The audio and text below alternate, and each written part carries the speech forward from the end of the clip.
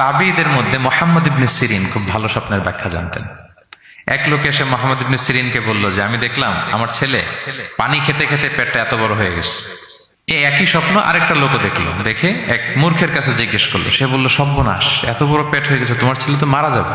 ঠিকই কয়েকদিন পরে ছেলেটা মারা গেল। আর একই স্বপ্ন দেখে এই লোক মুহাম্মদ ইবনে সিরিনকে জিজ্ঞেস করেছিল, উনি বলেছেন যে তোমার ছেলে তো অনেক বড় আলেম হবে। ঠিক তাই হয়েছে, ওই ছেলে অনেক বড় আলেম হয়েছে। তো ফাইন্না রুইয়া তাকউ আলা মা তুআব্বার, স্বপ্নের ব্যাখ্যা তেমন হয় যেমন এটার ব্যাখ্যা করা হয়। রাসূল সাল্লাল্লাহু আলাইহি ওয়াসাল্লাম একবার স্বপ্নে দেখলেন যে তিনি ওনাকে দুধ দেয়া হয়েছে, বাটিতে দুধ খাচ্ছেন, পরে আঙ্গুলের ফাঁক থেকে দুধ বেরোচ্ছে। এই সামান্য একটু দুধ রাসূল সাল্লাল্লাহু আলাইহি ওয়াসাল্লাম উমরে ফারুককে দিলেন। সাহাবারা বললেন মাযা আউয়ালতা বিহি ইয়া রাসূলুল্লাহ, এটা তাওয়িল কি? তখন বললেন আউয়ালতু বিহি আল ইলম, এটা দিয়ে আমি জ্ঞান বুঝিয়েছি, মানে উমরে ফারুকের আল্লাহ তাআলা অনেক জ্ঞান দিবে। স্বপ্নে কেউ দুধ খাচ্ছেন, এটা আপনার জ্ঞানের প্রতীক। রাসূল সাল্লাল্লাহু আলাইহি ওয়াসাল্লাম স্বপ্নে দেখলেন লোকজন দাঁড়ানো, কারো গায়ের জামা এতটুকু, কারো এতটুকু, কারো হাঁটু পর্যন্ত, আর উমরে ফারুক জামা একেবারে টেনে হিচড়ে যাচ্ছে। তো সাহাবারা বললেন মাযা আউয়ালতু বিহি ইয়া রাসূলুল্লাহ, এই স্বপ্নের তাওয়িল কি, ব্যাখ্যা কি? রাসূল সাল্লাল্লাহু আলাইহি ওয়াসাল্লাম বললেন আউয়ালতু বিহি আদ-দীন আত-তাকওয়া, এটা দ্বারা আমি দিনদারি বুঝিয়েছি, মানে উমরে ফারুকের দিনদারি অনেক বেশি। স্বপ্নে কেউ ছোট জামা দেখলে তার দিনদারি কমতেছে, এটার একটা আলামত। তো এই জন্য হুট করে স্বপ্নের কথা কাউকে শেয়ার করতে নেই। রাসূল সাল্লাল্লাহু আলাইহি ওয়াসাল্লাম ফজরের সালাতের পরে মসজিদে নববীতে সালাম ফিরিয়ে সাহাবাদের দিকে মুখ ফিরিয়ে বসতেন, তাসবিহ পড়তেন, এরপর জিজ্ঞেস করতেন হাল রাআ আহাদুম মিনকুম আল বারিহাতা রুইয়া, গত রাতে কেউ কোনো স্বপ্ন টপ্ন দেখেছে নাকি?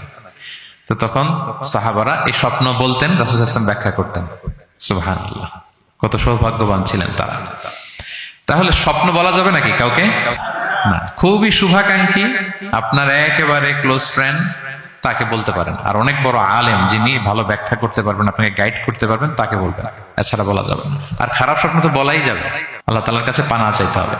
তাহলে ঘুমিয়ে ঘুমিয়ে যেটা দেখি এটা কারোর কাছে বলা যাবে না। আর যেটা পাওয়ার আকাঙ্ক্ষা মানুষকে ঘুমাতে দেয় না, ওইটাও একটা স্বপ্ন। বলে না যে আমার জীবনের স্বপ্ন আমি এটা করবো, এটাও স্বপ্ন। এই ভিশনও শেয়ার করা যাবে না কারোর সাথে। আপনারা তো ব্যবসায়ী মানুষ, টিপস শিখাই দেয় কিছু।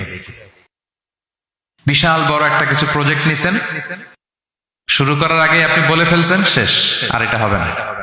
দেখবেন যে এখান থেকে কনস্পিরেসি, ওইখান থেকে শত্রুতা, ওইদিকে এটা করছে ওইটা করছে, আপনি আর আগাতেই পারবেন না।